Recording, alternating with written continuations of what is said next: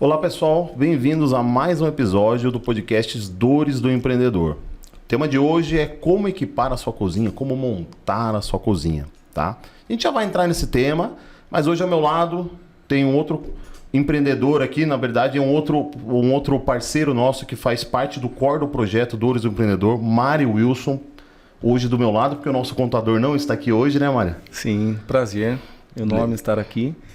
Vamos aprender um pouquinho com o Felipe, né, a sua expertise, como montar uma cozinha industrial e também cutucar um pouquinho, né?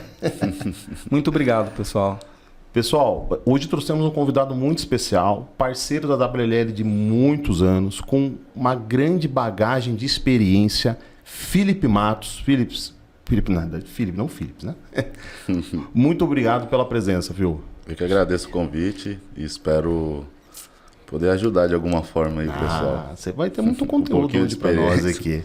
O Fio, para quem não sabe, tá, pessoal? O Fio, ele faz parte, é um dos proprietários. Sim. Da Mad Max São Roque, Mad Max Atibaia, né, Fio? Isso. Toda a concepção das lojas passou pela sua mão. Sim. Toda a parte essa parte da cozinha, da montagem, de onde ia ficar que equipamento e por que iria ficar ali.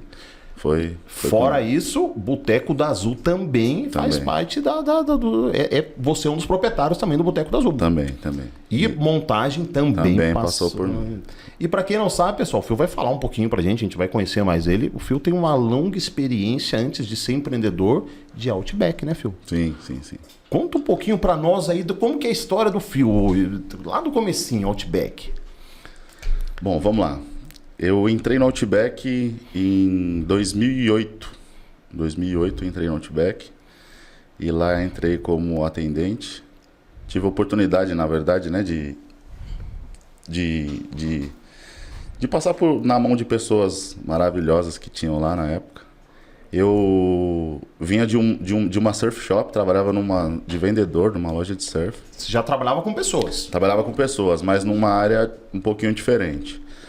E atendendo um cliente uma vez, ele falou, pô, você atende a gente bem pra caramba, você é comunicativo, sabe vender, sabe oferecer as coisas, por que você não trabalha, não tenta algo lá no Outback? E na época eu nem sabia o que era Outback. Eu achava que era uma loja grande de roupa. Eu confundia com Outlet. Ah, sim, realmente. E aí ele falou, eu sou da Zona Norte de São Paulo, né?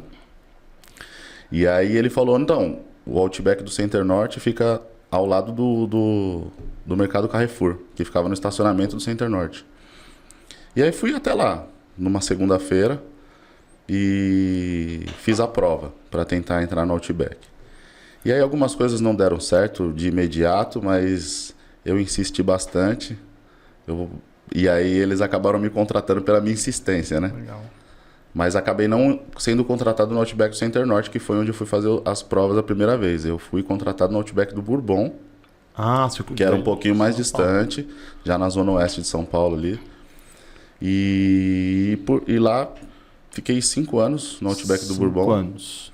Depois tive uma promoção ali dentro mesmo do Outback. Você vai passando por várias funções diferentes, né? Entrei como atendente e aí depois eu atingi o primeiro estágio de gerência ali dentro do Outback do Bourbon mesmo. E aí fui pro Outback do Frei Caneca com uma outra promoção. Você já trocou de unidade já? Já troquei de unidade já. Antes disso, o meu treinamento de gerente, porque antes o Outback fazia-se muito isso, né? Todo o estágio de gerência que você alcançasse, o treinamento não era na unidade que você trabalhava. Você ia para outra unidade para receber o treinamento e até para não aliviar nem nada, né? Porque o treinamento é bem pesado. Naquela época eu fiquei quase 3 meses na unidade do Center Norte, que era próximo da minha casa. E eu escolhi o Center Norte pelo fato de ser uma das lojas que mais vendia, né? Hoje ainda é a loja que mais vende no mundo do Outback, acredito eu que ainda seja o Center Norte. Nossa. O movimento daquele shopping é surreal. Então, eu escolhi ali por ser mais próximo da minha casa e pelo fato de que eu ia encontrar uma pedreira na frente. Um desafio gigantesco. Porque a venda ali é surreal. É surreal. E aí fui pro Frei Caneca depois. Fiquei acho que quase, não chegou a ser 2 anos ali. Eu fui no final de 2013 e saí de lá no final de 2000 Não tem problema as datas, tá? Foi tipo assim, bem no finalzinho mesmo. Deve ter dado 1 ano e alguns meses. Eu fiquei lá no Frei Caneca. E aí vim pro Catarina. Minto, antes disso eu passei na unidade do Shopping União, em Osasco. Fiquei 2 meses lá, cobrindo uma das gerentes lá, que tinha ficado de licença médica. Aí fiquei mais 2 meses lá em Osasco. E aí pintou outra oportunidade de vir pra cá. Que aí já ali já no Shopping Catarina, aqui no quilômetro 60 da Castela. Ali. Aí fiquei ali mais quase 5 anos. Na mesma função já de gerência já. Então, só que aí eu já estava numa outra função. Ali eu já era o manager, já o gerente geral do restaurante. Ah, tá. Já estava numa posição mais... já. Então a gente fala de Outback quanto tempo, filho?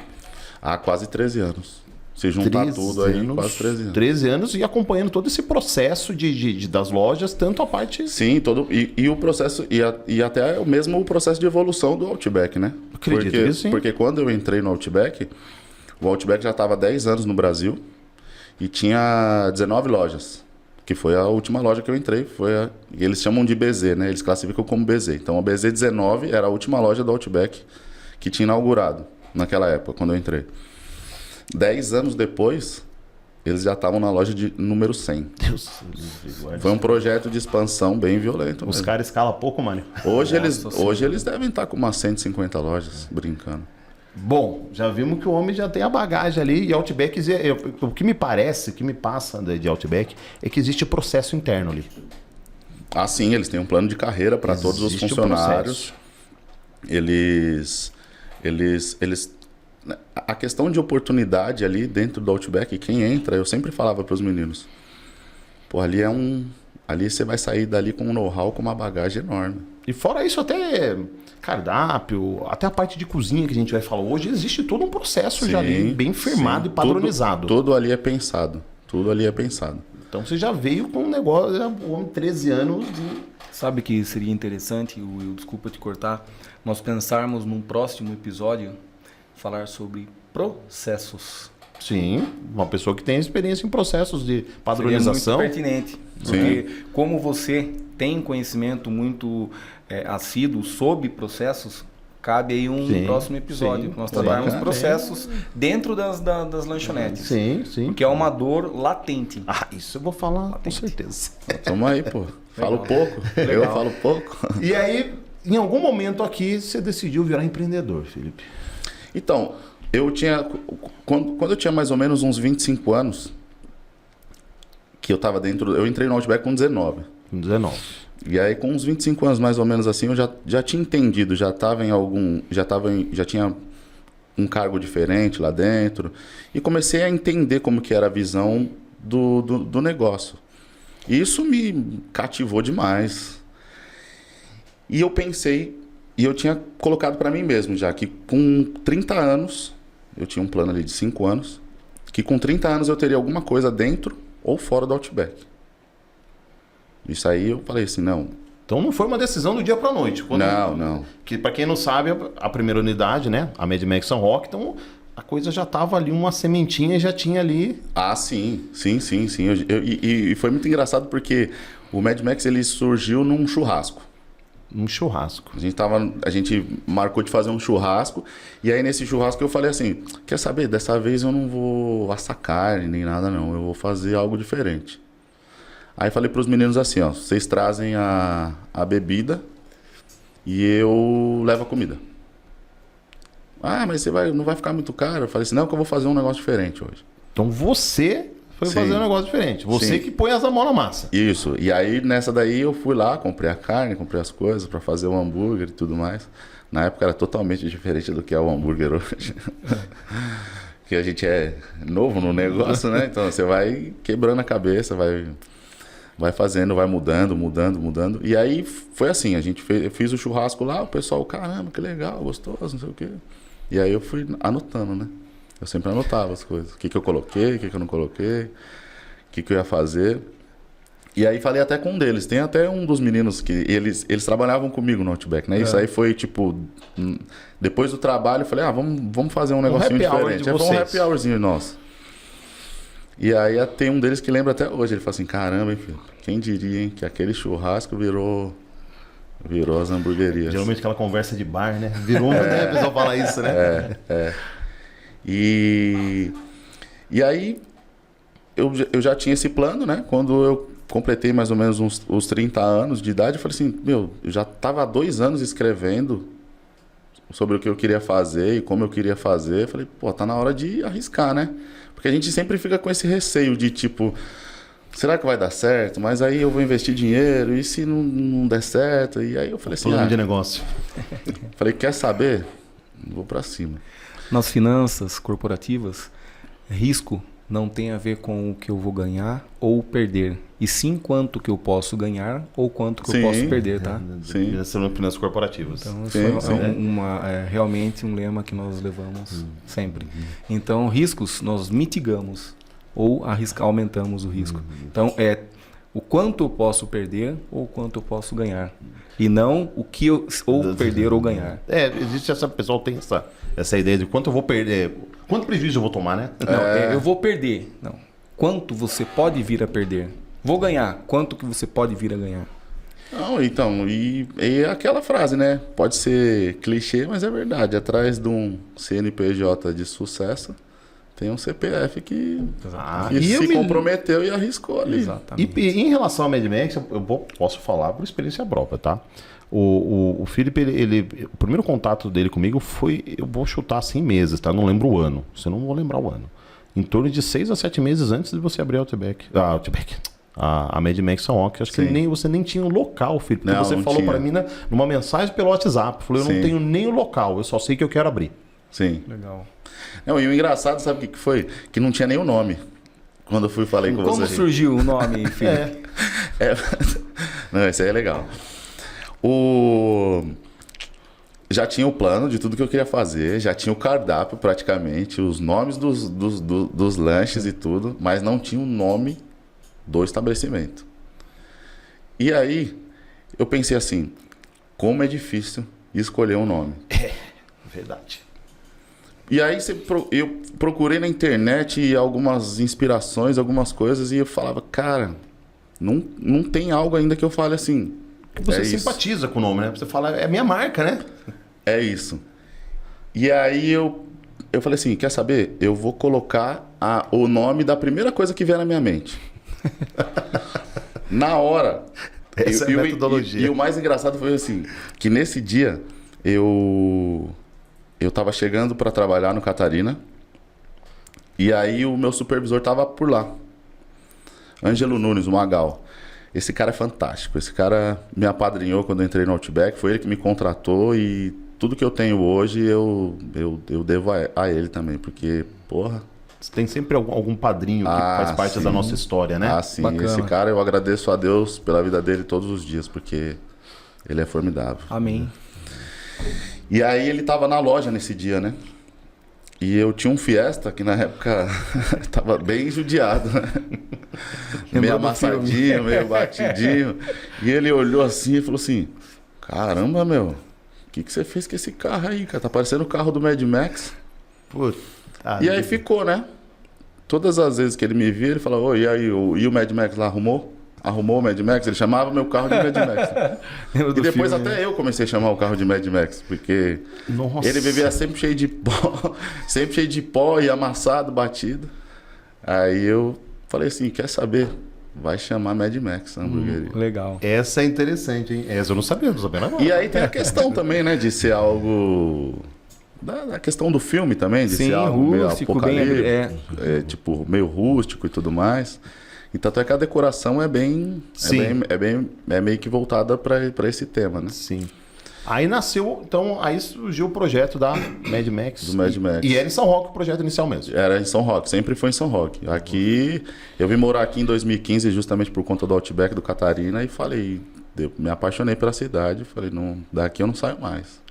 Eu vou só cortar um pouquinho, já vou pular pro Boteco do Azul pra gente não perder né? Porque a gente vai voltar a falar de projeto, de concepção. Sim. E Boteco da Azul?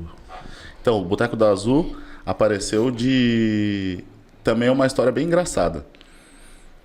A gente estava no terceiro colegial, para terminar já, o terceiro colegial, e o meu sócio de lá, o Marcelo Juliano, a gente se conhece desde garotinho. Ah, conhece o Juliano faz tempo. Desde muito garotinho.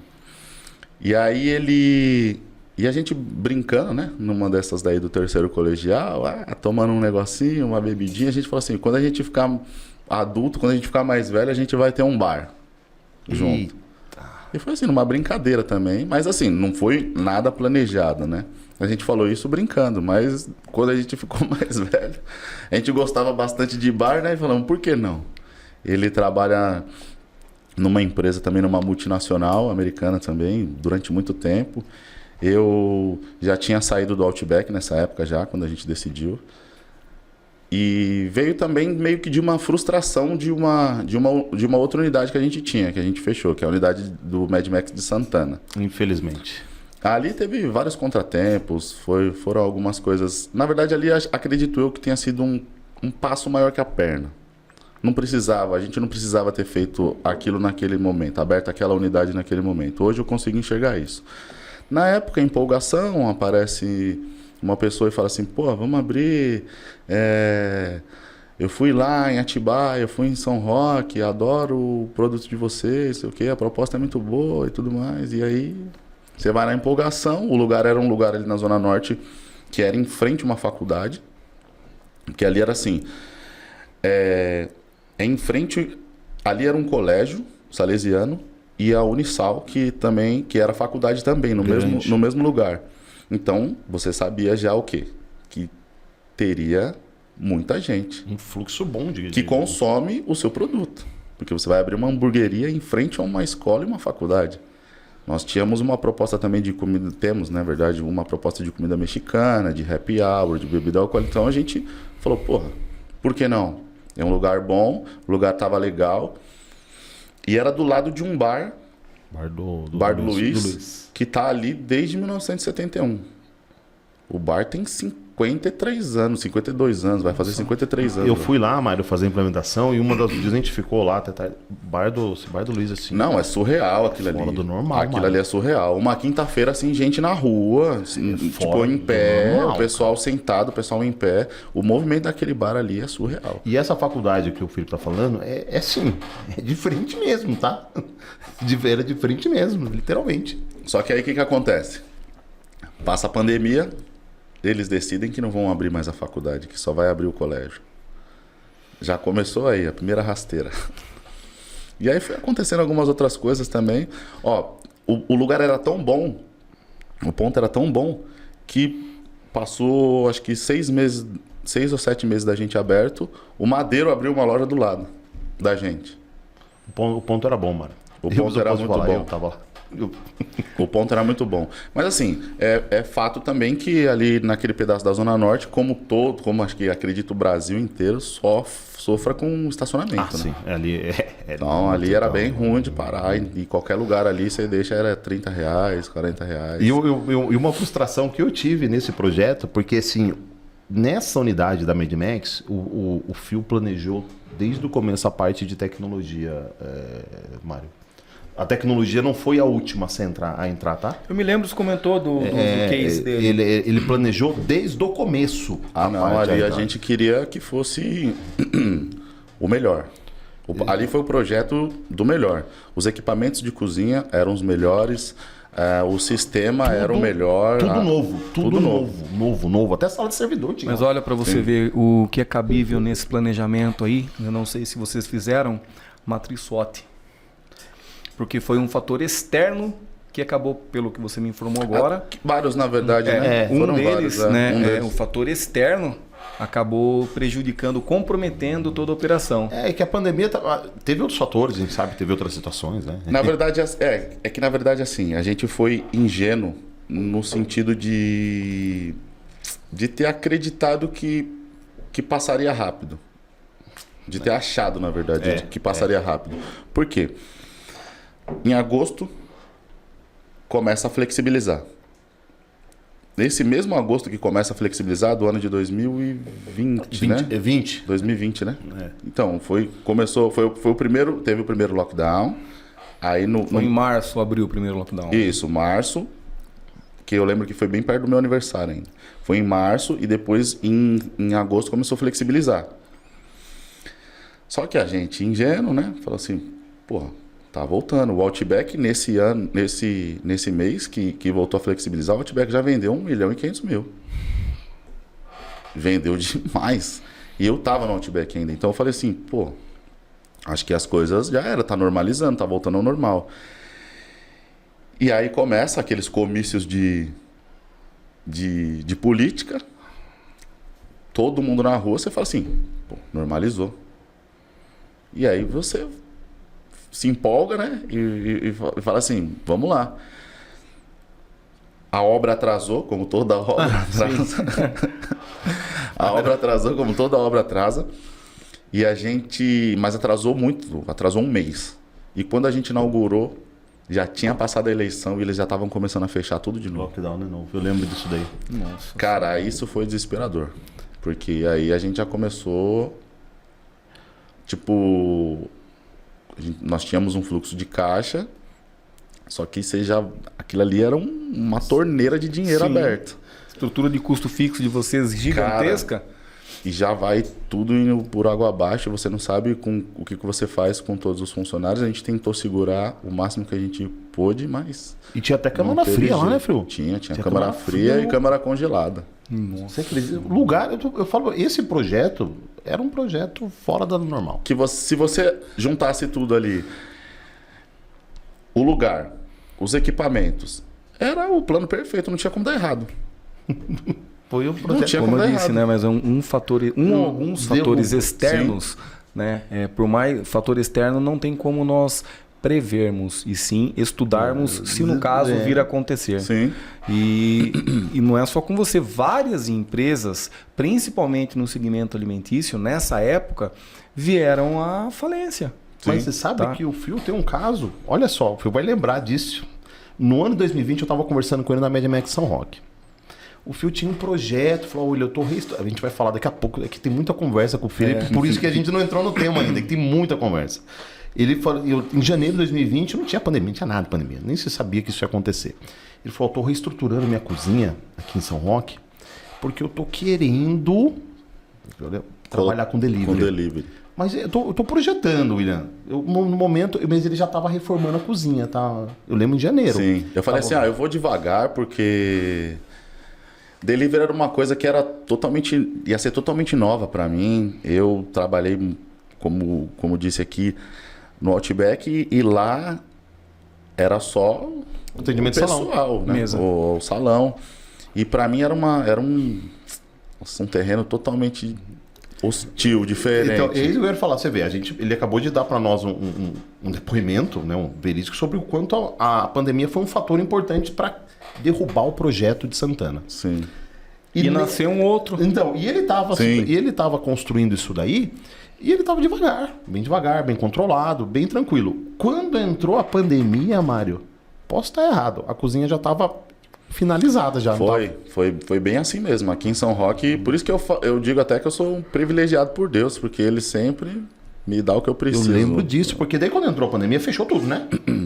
Aí o que acontece? Muita gente não tinha estrutura para delivery. Dos meus clientes, eu vou falar. Sim. Não tinha estrutura para delivery, Mário. Porque o cara só atendia salão. Quem tava com a estrutura pronta. E eu era muito resistente a essa questão do delivery.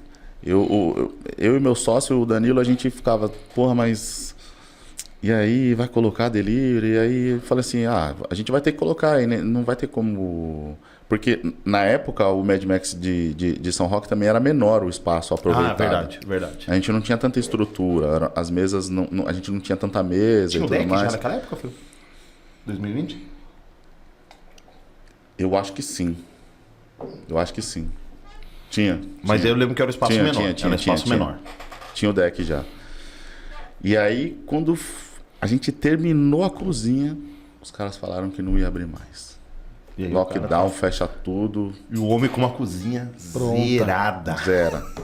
Para fazer delivery. Nossa. Como é que foi daí a operação delivery? Ah, foi um caos. Um caos generalizado. Porra, no primeiro dia dos namorados, nossa, aquilo ali foi uma loucura. Dia dos namorados, a gente inventa de fazer um kit. Fizemos um kit lá. Pra você não ter que se preocupar na hora de chegar em casa. O pessoal trabalha e tudo. Tinha algumas pessoas que ainda, por mais que estivesse ainda meio que no lockdown, tinha alguma coisinha ou outra que...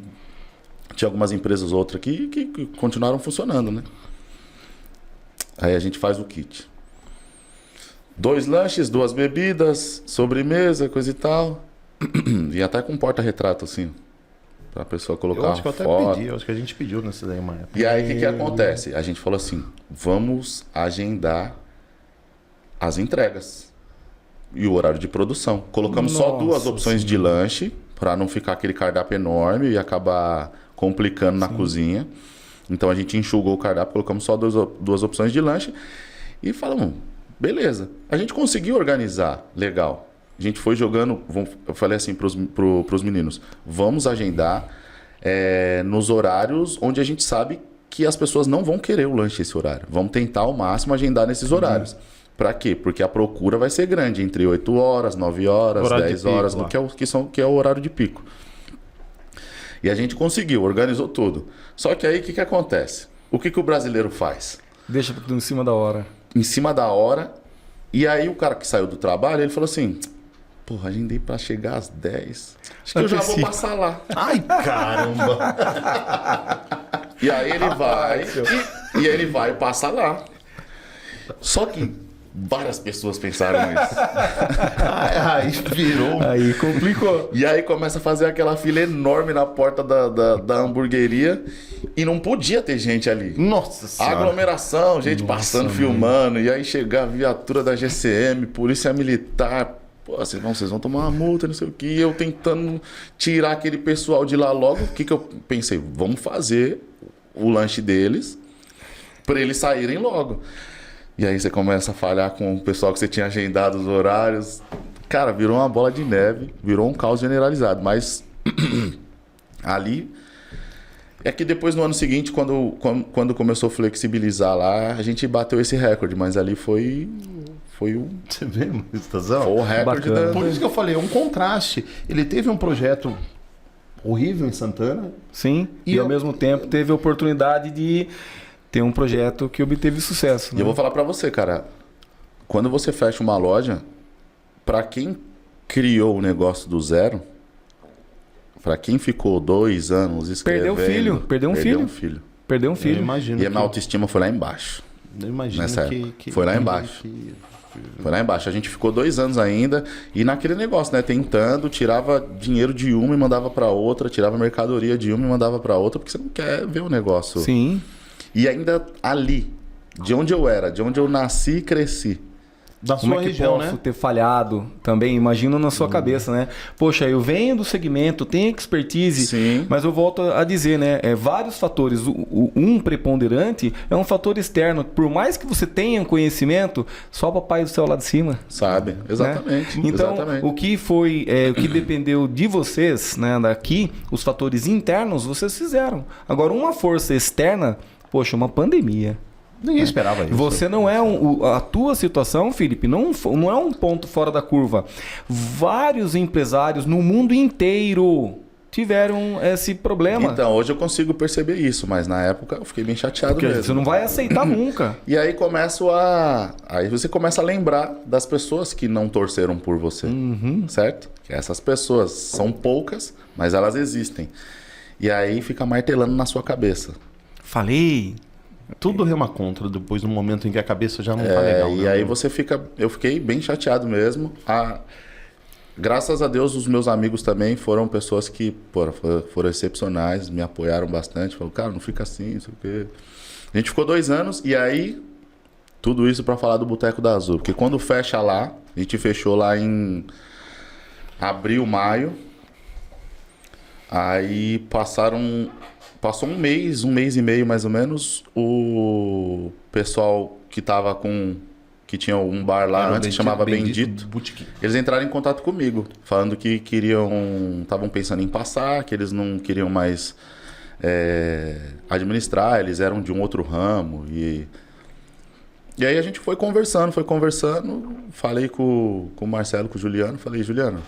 É agora. Aquela conversinha lá atrás. Daquela brincadeirinha que a gente fez quando a gente era moleque? Então, topa? Aí ele... vamos pra cima. E aí a gente... Também eu tinha uma ideia já diferente, né? De bar e tudo. Totalmente com insumos, uma temática totalmente diferente do que é a hamburgueria. Né? Bem diferente mesmo. E aí a gente foi colocando em prática e tá aí. Bacana. Se a gente souber a história da Mad Max, eu preciso saber o nome Boteco do Azul, então, também agora, pra finalizar com chave de ouro essa introdução, né? Boteco do Azul. Zu era minha avó. Então, antes de eu ter o bar, eu já sabia que eu ia vender feijoada um dia. Porque a minha avó fazia feijoada e ela vendia feijoada. Inclusive, eu era o office boy dela, o cara que entregava, o entregador. Entregava a pé, né? E aí a minha avó fazia a feijoadinha dela lá. Ensinou meu pai, que ensinou a gente, eu e meus irmãos. Legal. Eu fui o que mais aprendi. Meu pai não reconhece, mas a minha feijoada é melhor que a dele. Hora como ver essa gravação aí, você imagina, hein? Eu quero experimentar, né? Pra poder... Não, e aí a gente pensou. Também, tínhamos a ideia toda, mas e aí, e o nome? E o nome? A gente pensou em colocar algo relacionado ao meu nome e o dele, só que, porra, meu nome é Felipe. Não tem cara nenhuma de boteco. Você fala assim, boteco do Felipe. Não, eu não vou nesse boteco. Então tinha que ser algo mais sei lá. Popular. Popular, exatamente. E aí a gente foi pensando, falei assim, vamos colocar então o sobrenome da avó. Porque ele teve contato com a minha avó também. Ele também conhecia. Conheceu tudo. Aí ele falou assim, boa ideia. E ele já topou de cara. Eu ainda fiquei pensando assim, será que ele vai... Não é muito egoísmo da minha parte querer colocar o nome da minha avó no negócio que é nosso? E aí ele falou assim, não, gostei da sonância e tudo, e a gente foi com essa. E aí nasceu... Aí o logo foi ele que criou. O logo foi ele que criou. O logo foi ele que criou. Que eu acho fantástico também. Então, bacana. Tudo casou ali. E aí surgiu o Boteco do Azul. Bom, pessoal, gente, a história tem bastante coisa aqui, tem bastante... Eu poderia citar várias outras situações aí de anos junto, né, já com as lojas do Felipe. Mas vamos entrar no tema, porque o homem também, para falar do tema, ele tem muita coisa legal para falar. Sobre equipando mesmo uma cozinha, de fato, né?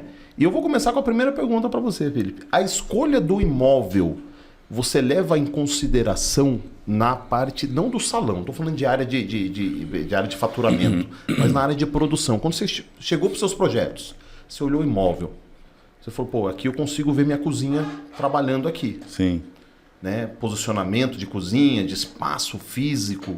Né? Entra um pouquinho do plano de negócio também, né, Maria? Sim. Então, a primeira coisa que é onde a gente não... Na maioria das pessoas, né? Eu falo a gente, o microempreendedor, né? Sim. Porque quem é um mega empreendedor, o cara tem estrutura, tudo. Contrata arquiteto, isso e aquilo. Sim. E aí ele consegue... E ali é tudo feito planejado. Mesmo assim, ainda acontece várias coisas que eles não pensam. Eu sei disso porque eu inaugurei três lojas da Outback. Imagina, na Outback deve ter um processo para escolha de imóvel. Mesmo assim, ainda fica alguma coisa ou outra. Alguma coisinha ou outra passa e depois que foi feita a obra, já era. Já era. Então, assim, o imóvel, ele influencia, sim, na questão da cozinha. Porque, assim, a gente sempre olha e fala assim, eu imagino meu equipamento ali, meu equipamento aqui e beleza.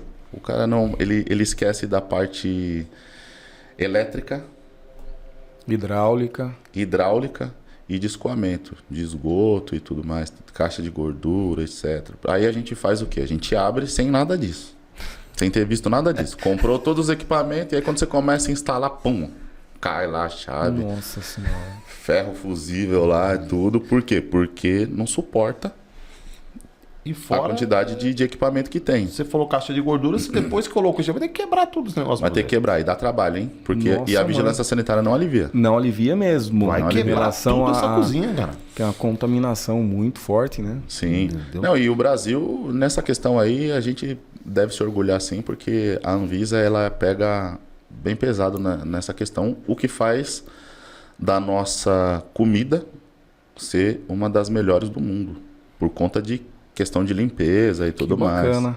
Mas eu sei porque eu tive a oportunidade de conhecer alguns lugares fora e, cara... Hong Kong? Não fui lá, nunca fui.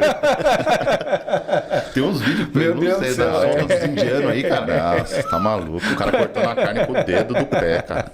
Você tá maluco. Sacanagem, mano. Mas enfim, localização do imóvel é um ponto importante. Importantíssimo, importantíssimo por conta disso. Porque você tem que saber se você pode fazer algumas coisas ou não. Que nem tinha lá no imóvel, lá no Mad Max de Santana mesmo, tinha uma parte lá que a gente não podia quebrar. Não podia ser feito uma estrutura. E aí quando a gente vai ver por que não pode quebrar, porque passava antes, muito antigamente, um rio de baixo e não sei o que. Então era uma bomba relógio aquilo ali. Meu Deus do céu. E a gente não tem noção, né? Eu tive recentemente a experiência do bar ao lado, lá do Boteco do Azul.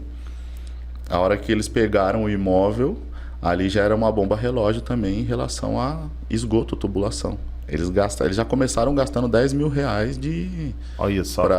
Meu Deus do céu. Pra desobstruir. Eu falei de infraestrutura e não supraestrutura cara. no plano de negócios? Então... Infraestrutura... E hoje tudo é muito caro, né? Que nem você gastar 10 mil reais só para fazer essa parte de desobstruir o que estava entupido, fazer caixa de gordura e tudo mais. Aí, pessoal, a primeira dica do dia já, hein? Isso aqui é a primeira dica do dia grátis. Então tem que avaliar direitinho. Infraestrutura do imóvel. A empolgação a gente tem que deixar de lado às vezes e ir pela razão.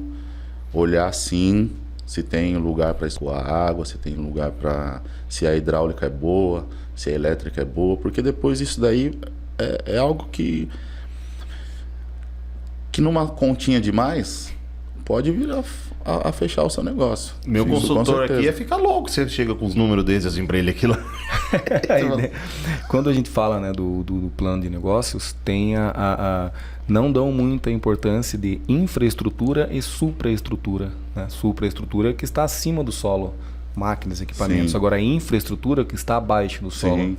Imagina só, você abre faz um investimento de supraestrutura violento e não tem você tem a caixa de gordura, só que ele não tem o escoamento necessário num grande volume. Você só vai saber quando acontecer o grande volume. Isso. E aí já tá com... Aí já era. Já tá com tudo num sábado à noite ainda, melhor ainda. Nossa senhora. Aí o que ia gastar 15, aí o que ia gastar 5, gasta 15. Né? Fora o período que você vai ficar sem faturar. Sem faturar, né? Exatamente. Então, os lucros cessantes. Você deixa de faturar tanto por conta de ficar fechado.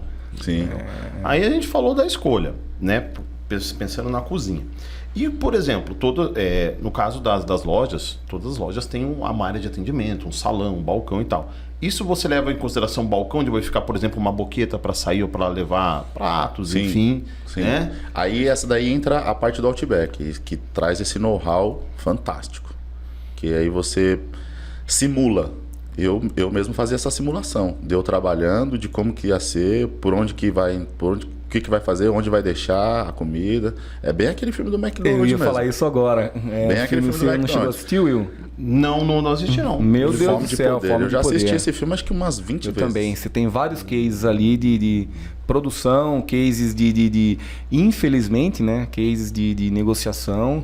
Sim, Continua aí a ideia da quadra de tênis que eles fizeram lá. Sim. E eu fiz exatamente isso. Muito legal legal. Peguei uma fita crepe, tirava a medida do equipamento e marcava lá no chão e tudo. Muito legal. Pra ver o quanto de espaço ia me sobrar. Porque às vezes você fala assim, você só mede, né? Ali dá. E mesmo assim, ainda teve coisa que não coube, que não ficou legal. Na operação e a gente teve que mudar. Will, nós estamos falando de um processo produtivo, um processo desenhado na década de 50, de 60. Sim. Só para você ter uma ideia, os irmãos fizeram dentro de uma quadra de tênis, eles simularam os equipamentos, como o Felipe falou, e as pessoas imaginaram o processo, desde de fritar o hambúrguer até a entrega para o cliente, para ver se eles não se batiam. Eles desenharam muito legal. E redesenhar até que ficou certo. Vale a pena aí, pessoal. Quem não assistiu o filme Fome de Poder, tem que assistir. Por favor, assista, que é um case. Nós vamos ter vários cases muito bons. Vale muito a pena assistir. Isso. Então a gente já sabe. Então, ó, escolha do local, essa questão dessa simulação de arranjo de equipamentos, pensar de na espaço, infraestrutura, né? e supraestrutura. Né? E aí tem uma questão também. Isso aí eu li um texto e eu realmente falei, nossa, eu nunca tinha pensado nisso. Elabora seu cardápio antes de pensar na cozinha? Ou não? Como você pensa isso? Sim, até que sim. Porém, você... O cardápio cru, né? Não vou falar um cardápio detalhado, né? Você vai lapidar ele a hora que você pensar nos equipamentos. Sim. Enquanto você vai gastar de equipamento e tudo mais, você pode começar de uma forma só que deixando um espaço para que aquilo ali evolua conforme o tempo. Por exemplo, você é até um case interessante para fazer esse comparativo, porque você tem um nicho de produto no Mad Max. Sim. E você tem um outro nicho de produto no Boteco da Azul. Sim. A estrutura é totalmente diferente. É esse ponto que eu queria chegar, Mário. Totalmente diferente, porque no Boteco da Azul eu preciso fazer rápido um tipo de produto. E no Mad Max é outro tipo de produto totalmente diferente. Então tem que ter um equipamento diferente, com uma potência diferente, a entrega. Então, querendo ou não, os equipamentos e a posição, a forma de se trabalhar é totalmente diferente. O Mad Max é mais um fast food. Ali eu tenho um pré-preparo durante o dia. Sim. Mas à noite é só execução. Ok. Ali no Boteco da Azul não, tem muita coisa que você precisa preparar mesmo. Preparar na hora. Então tem um operacional. Tem uma operação diferente. A mão de obra, na verdade, ela é maior e ela é fresca, né? Na hora. O preparo, ele é na hora, ele não tem um pré-preparo. Isso, algumas coisas até tem. Sim. Mas a metade do cardápio ali, pode-se dizer assim, que é um preparo, tem que ser feito na hora. E é uma coisa mais delicada, então requer um pouco mais de atenção. Show ao vivo, né? É a mesma coisa uma gravação e você fazer um show ao vivo, porque a margem de erro, ela diminui drasticamente. Você está preparando lá vai preparar um prato X, errou e aí? Sim. Tem vários, né?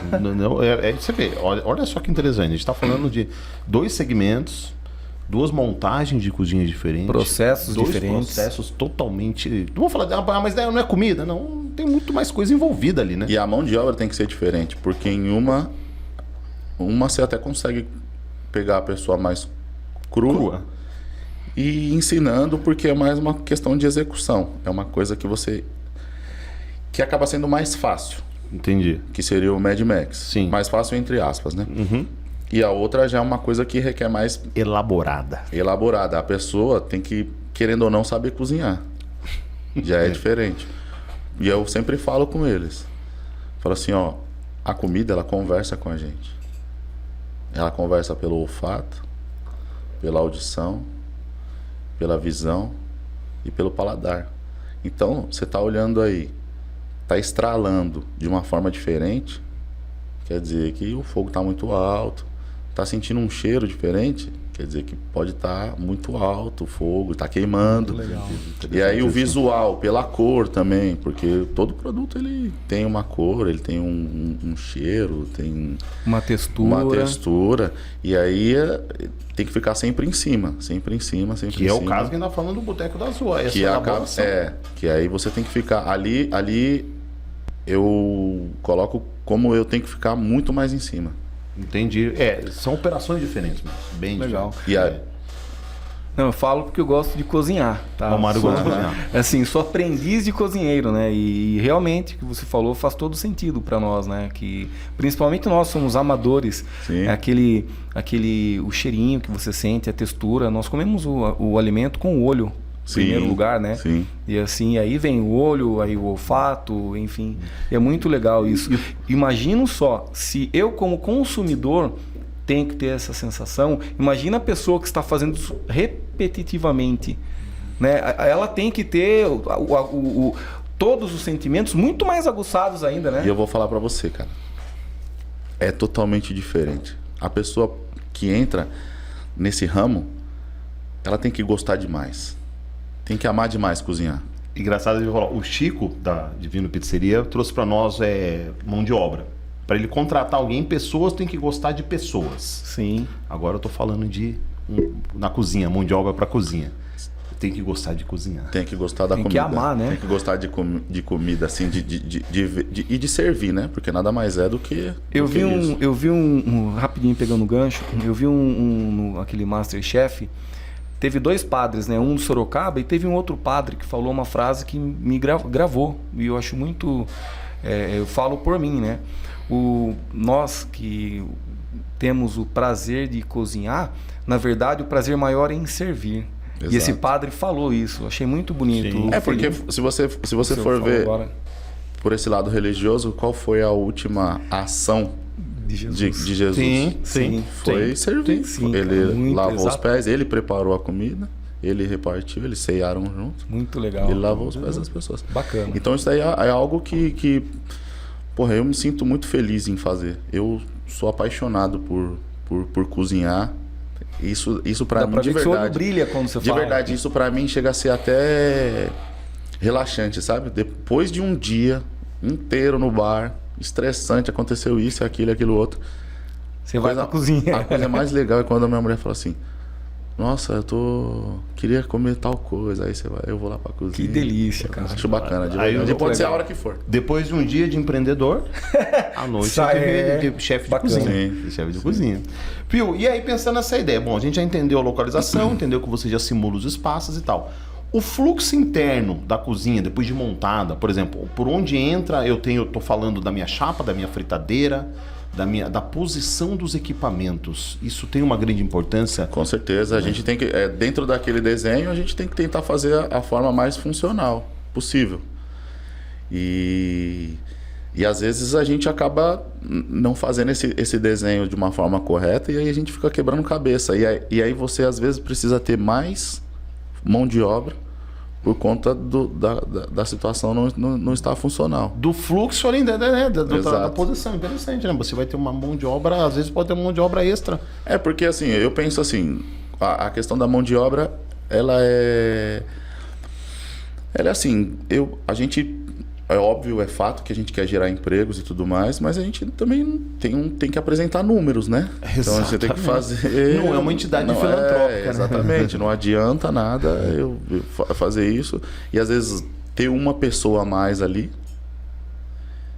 e aquela uma pessoa a mais tem um custo e depois você vai tendo vários outros custos e aí você acaba fechando o negócio que aí você vai não ter todas as outras pessoas. Uma empresa é feita para gerar lucro. Isso, não tem outra isso. como... E às vezes o investimento em equipamento que vai fazer com que você consiga isso. Sim. Fora que sejamos honestos, a questão também da mão de obra, ela é algo que vai cada ano que passa, ela vai ficando mais cara. Escasso também, tá, Felipe? Certo, escasso. Jesus. E ainda corre o risco depois de você se prejudicar. Isso. Com certeza. Se você não andando na linha, dentro das 4 linhas ainda você corre risco, Corre né? risco, Por corre isso que a risco. gente pega muito no pé e vai ter um episódio em que nós vamos tratar também a formalização disso aí. Poxa, mas encarece o meu produto. De fato, mais fácil você ter um custo preventivo do que um contencioso. Sim. Porque hoje... Com certeza. Você veio de empresa grande, né? Empresa no segmento alimentício grande. E eu duvido que eles trabalham com alguém que não esteja registrado. Não, todo mundo. Nossa, Então, se nós temos um exemplo... E o Catarina aqui a gente começou com 170 funcionários. Meu Deus, aí você vai colocar na ponta do lápis. Poxa vida, 170 funcionários. E você tem os encargos, né? FGTS, aí você tem o INSS patronal. Dependendo da empresa, provavelmente ela é optante pelo regime contábil, pelo lucro real. Os encargos triplicam. Sim. Aí você tem 13º, férias, 1/3 de férias. Bom, enfim, tudo isso aí compõe o custo do teu produto. Com certeza, Sim. custo final. E tem público-alvo que paga por isso. Sim, Né? sim. Você vai sim. comer uma refeição no Outback. Poxa, eu posso comer uma refeição parecida por 1/3 do preço. A experiência de ir no Outback... É outro. É outro. Então acabou. É outro. É diferente. Não, e tanto é que o Outback tem algo muito bacana em relação a isso, que que é a frase momento Outback. Aquilo ali, momento Outback. O que eles vendem é isso. Sim. Porque você pode ir em qualquer restaurante. Pode ser melhor? Pode. Pode ser pior? Tem grande chance. Mas nunca vai ser igual ao Outback. Experiência. Interessante. Nunca vai ser final. igual. Nunca vai ser igual. Então o que eles vendem é isso. Essa questão da... Quando eu entrei no Outback, eu achei fantástico essa ideia. E tudo que eles faziam ali, os princípios e crenças que eles tinham, Sim. que é a filosofia deles de trabalho. Tive oportunidade de ter contato com o Salim Mauron, que era o presidente da empresa na época. Que bacana. Libanês, aquele velho era fantástico. Aquele cara era fantástico, fantástico, Interessante fantástico. demais isso daí. Fantástico. E o lema deles era o seguinte: a gente cuida das pessoas e as pessoas nos ajudam a cuidar do nosso negócio. E é o que eu tento hoje colocar em prática. Eu ia te fazer essa pergunta. Todo esse tempo que você teve trabalhando no Outback, cite, por gentileza, 3 exemplos que você implementa nas tuas 2 empresas hoje. Você pode segregar uma em termos a nível de equipamento, uma a nível de estrutura e outra a nível de pessoas. Para ficar um pouco mais legal. Claro. Então, em relação a exemplo, a equipamento, a questão da funcionalidade, de ser funcional, né? De deixar as coisas próximas, tipo, que nem lá na hamburgueria. Eu tenho um selador de pão. Então ele já fica perto da chapa, onde vai fazer. Na verdade, ele está virado pro... O cara que está na chapa, ele fica concentrado em cuidar da grelha e da chapa. Aí eu tenho um outro que fica na montagem. Então esse que fica na montagem, então já tem o equipamento ali passando o pão, ele já tem uma geladeira que ela é aberta assim, fica como se fosse um banho-maria gelado. Que é para deixar alface, para deixar as coisas. Então fica tudo bem funcional, bem montadinho ali. E isso tudo eu trouxe do Outback, porque ali você vê uma loja, às vezes, que vendeu 110 mil num dia, que era quando eu estava lá, foi o recorde que nós havíamos batido na época, hoje já deve ter superado. Foi num sábado, a gente vendeu 110 mil. E quantas pessoas prepararam esses 110 mil de comida? São pouquíssimas. São pouquíssimas. Porque assim, na nossa cabeça você acha ali, na execução, você acha que tem uma quantidade grande de funcionário e quando você vai ver são setorizados. São 2 numa área, 2 na outra. Processo. E um na outra. Inclusive você trouxe um conceito até no próximo tema, que eu lembro que quando a gente conversou, área quente e área fria, né? Isso, eu separei. Quente. A gente chamava lá, eu trouxe muito da linguagem de lá, né? Área quente e área fria. O que a gente fazia? Na área fria era um setor onde, se você... Um exemplo, você pediu uma carne, uma salada de entrada, só que aí, sei lá, seu filho já jantou e ele já comeu e ele quer uma sobremesa. Então a gente separou essas comandas, essa impressão, separamos a área também para não ficar tendo que estocar muito insumo variado, tipo, num lugar só. Então a gente colocou uma área fria, que era onde fazia sobremesas e alguns aperitivos, só que era mais rápido, que tinha que ser mais expresso. E aí do outro lado ficou a parte que requer um pouco mais de tempo, que aí a gente chamava de área quente, que é onde ficava... Foi a primeira experiência que eu tive com esse... Legal. Que a gente chamava, que eram feitos hambúrgueres, que aí requer um pouco mais de tempo, né? Eu lembro que quando ele falou isso, eu falei, área quente era fria. Ele falou, não, William, eu preciso imprimir algo na área fria. Eu falei, eu lembro que eu perguntei pra ele, porque quando sai cozinha? Porque quando sai tudo na mesma comanda, dificulta demais. Porque pensa, você precisa liberar...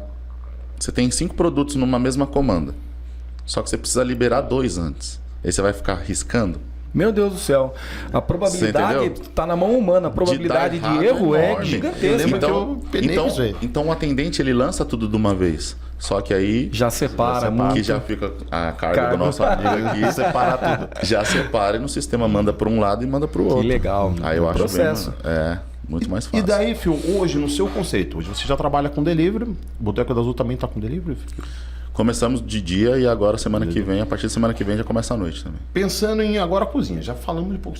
Uma cozinha para o salão e uma para o delivery, ou você gosta das 2 juntas? Cara, se eu pudesse, se a demanda do delivery for alta, eu acho que vale a pena ter uma para cada. Agora vai uma pergunta um pouco capciosa. Hoje, vamos separar do Medimax, do teu faturamento, quantos por cento é delivery, quantos por cento é mesa em loco? Você tem essa informação de bate-pronto? Eu acho que dá uns 30% do faturamento é delivery. Delivery. E a cozinha é ambos para os dois? Ambos. No caso da Boteco da Azul. do Boteco da Azul, você tem uma previsão de percentual, de evolução ou não? De quanto vai ser representativo? Tenho que seja mais ou menos isso, de 30% a 40% do faturamento. Ok. E ela vai ser, nesse caso aí, você tem a ideia de qual é o ponto de ruptura? Qual o mínimo que tem que representar para eu ter uma cozinha à parte para delivery ou não há necessidade? É que assim, com esses 40%, se atingir esses 40%, dependendo do que eu vá colocar no cardápio de delivery, eu acho que é viável sim, porque ali você tem também a possibilidade de aumentar mais, né? Então tá certo que você dilui ali, um exemplo, você aumenta o seu custo, né? Vamos colocar da seguinte forma. No primeiro momento. No primeiro momento, porém Você escala melhor, depois você consegue crescer com isso. Exato. Aí ele vai diluindo. O custo fixo nos primeiros 6 meses é maior, né? Representa mais, só que depois você ganha escala, o custo fixo tende a diminuir. Esse é o princípio. Exato. E aí e tem como você expandir, porque aí um exemplo, algo que você não colocou no delivery de produto, porque somado com aquilo que você tem que servir no salão, vai dar uma sobrecarga. Dá uma sobrecarga. Aí o que você faz? Aí você já coloca porque você tem uma cozinha separada. O Medimax é o que mais precisa é o que precisa de imediato disso. De uma cozinha à parte. Eu sabia que esse tema ia ser, essa pergunta ia ser muito bem legal, colorida. Porque empresas, né? Presumo que na tua situação está em franca evolução. Você tem que sempre, nós falamos um pouquinho antes no episódio anterior, um plano de negócios ele nunca é estático, ele tem que ser flexível. Sim. Porque eu fiz um primeiro plano de negócios, tem uma previsão de crescimento, de repente esse crescimento pode ser exponencial ou não. E aí como que eu vou me adaptar no caso de um crescimento exponencial? Um novo plano de negócios ou uma adaptação nesse primeiro plano. Sim. Seja ela na parte estrutural, né, de infraestrutura, seja na parte de supraestrutura, que é máquinas e equipamentos, seja na parte de mão de obra, e também na parte financeira, por que não?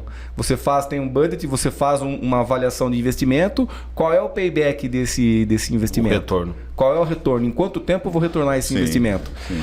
Vai ter dinheiro próprio? Vai ter dinheiro do bolso do Felipe, do bolso do Marcelo? Cada um vai injetar X. Peraí, estou injetando numa empresa nossa, numa operação nossa, essa operação ela tem que se pagar e tem que te devolver os 50 mil. Sim. Aí que vamos entrar futuramente em falar em custo de oportunidade. Sim. Bom, para fechar, que olha, tem tema. Foi longo. Tem tema, mas eu tenho que fechar. Né? Isso daqui, última pergunta, e é capciosa também. Porque a pergunta nua e crua assim, a qualidade dos equipamentos interfere no resultado dos pratos? Muitos podem pensar grotescamente que se o equipamento for ruim, a comida vai ser ruim. Mas pelo tudo que você passou para nós agora, e de experiência, do amor que você tem por cozinhar, eu acredito que você não vai me falar para mim. Você vai falar, olha, se houver um capricho, eu consigo fazer coisas boas. Não, claro, com certeza. E assim, a prova disso é que todos os testes que eu faço para a hamburgueria quanto para o bar, eu faço primeiro na minha casa. Legal. Respondeu. Então. O que não serve para mim não serve para você. E eu cronometro. Porque se eu conseguir, com os equipamentos que eu tenho em casa, que são simples, um fogão simples, uma panela simples, uma faca, uma tábua de corte, se eu conseguir fazer rápido ali na minha casa, depois de eu ter feito o mise en place, eu consigo fazer rápido no restaurante, que tem uma estrutura muito maior. O que a gente tira disso? Por que eu quis fazer essa pergunta? A comida não vai sair ruim. Mas tudo vai depender daquilo que você quer propor também, na questão de tipo de velocidade. Sim. A comida tanto é que não vai determinar se você tiver um equipamento bom, não quer dizer que a comida vai ser boa. Exatamente. O Você entendeu? inverso é o mesmo, né? exatamente. Porque vai depender da mão de quem tá ali manuseando, vai depender do insumo, se é um insumo de qualidade, se é um produto de qualidade. É porque às vezes a pessoa fala, não, mas eu não vou montar um tal negócio, não, porque eu não tenho dinheiro para comprar um. Eu não conheço nem modelos de chapa, de coifa, tá, Felipe? Porque eu não tenho, aquela é muito boa, tal. Enfim, a questão, a qualidade final, ela é um ecossistema de situações, de quem está preparando. Exato. Né? Do insumo, como bem o Felipe mencionou, né? Do insumo que é muito importante. Nós temos o porque- exemplo dos queijos, né? Queijo da marca C, né? Isso. Aquele queijo com amido, enriquecido com amido. Sim. Peraí. Sim. Entendeu? Então é realmente esperar, essa é a ideia mesmo. A qualidade final do produto, claro, ajuda, pode ajudar, mas não é determinante. Sim. Talvez uma velocidade, como você citou. Não, a questão da velocidade, a questão do... Não, algumas coisas, alguma coisa de finalização, você vai conseguir chegar, resultado você só vai melhor. conseguir chegar se você tiver também um produto de qualidade, Sim, dependendo sim. da técnica que você precise usar para fazer aquele produto, porque na cozinha também, na culinária também precisa de Sim. técnica. Tem coisa que você só vai chegar com equipamento X. Legal. Importante. Tem até aqueles maçaricos, né, que o pessoal usa. Aqueles Sim, maçaricos. então, a gente consegue hoje gratinar alguma coisinha ali com maçarico. Você consegue flambar ali e tudo mais. Mas tem coisa que você precisa de uma salamandra mesmo, de algo para gratinar mesmo, que vai levar tempo e tudo mais. Bom, pessoal, o tema foi... Dava para fazer mais um episódio com o Felipe tranquilamente. Possivelmente ele vai ter que voltar a visitar a gente aqui. Eu avisei que eu falava bastante. Bacana. Entendeu? Tem muito conhecimento envolvido aqui. Não dá. A gente tenta segurar de 50 a uma hora, 50 minutos a uma hora, mas que tem muito conhecimento, tem muito conteúdo. Né? Muito conteúdo mesmo. Não estamos falando só sobre equipamento de cozinha. Se eu fosse falar com ele sobre outras coisas aqui, eu ia É passar. cabível nós, como eu te disse, né, pensar num episódio para tratar processos é muito legal, Sim. Felipe. Você está convidado novamente. Tô à disposição. Tratarmos de processos, eu acho Sim, muito bacana. Com certeza, com certeza. Para o pessoal aí poder ter um exemplo prático de como você elaborar e determinar os famosos procedimentos operacionais padrão. Legal. Pessoal, eu vou deixando aqui, já vou agradecendo o Mário pela companhia. A gente vai, o Mário, outras oportunidades, vai estar junto também, de novo. Obrigado. Né? E vou agradecer o Felipe mais uma vez imensamente por trazer esse baita conteúdo para nós, que é um baita de um conteúdo mesmo, e já deixar um convite para uma próxima também, Felipe. Não, eu que agradeço, eu fico à disposição no que eu puder ajudar aí tanto o projeto de vocês quanto as outras pessoas que estão querendo ingressar nesse desafio aí Esse universo maravilhoso. Esse né? universo maravilhoso. Muito bom, porque o homem tem conteúdo mesmo, não tem como ter Legal. jeito não. Tá?